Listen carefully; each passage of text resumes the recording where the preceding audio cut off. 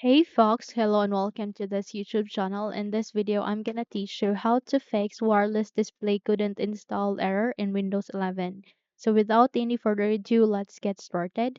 The very first step that you need to do is at the start icon, please do a right click, scroll up and then go with settings.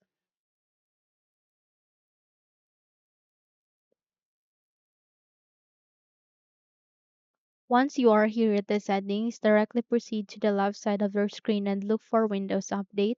And here under the Windows Update, you need to check for latest updates or you need to click on Resume Updates to start on updating the latest version of your Windows. Okay, just have to update your computer. It will take some time. It might take some time, but definitely it will be worth it since it will help you to fix your problem. Okay, just have to update your computer. In my case, I have already updated it into the latest version.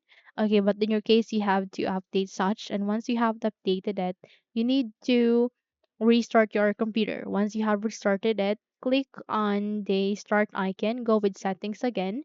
And this time, you need to proceed on network and internet. Okay, so here in the Ethernet, you need to click on it and you need to go with this Ethernet, okay? And then you need to scroll down and look for metered connection. Okay, I can see it here, which contains some apps might work differently to reduce data usage when you're connected to this network. Now, here's the catch. You need to make sure that this is turned off. In your case, if it's turned on, just have to turn it off. And once done, check if your problem has been fixed. Okay? So how we can check, go with system and then you need to scroll down and look for optional features. And here you need to search for wireless display.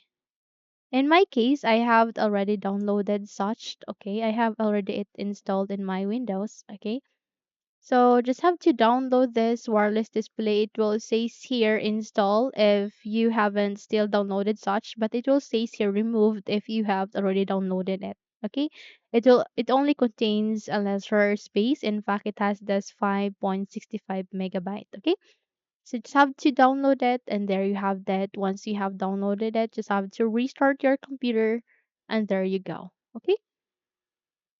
So that is the steps on how to fix your problem. If you think this video helps, then don't forget to subscribe, hit the like button, as well as the bell icon to be updated for more tutorials like this. Thank you for watching this video and take care everyone.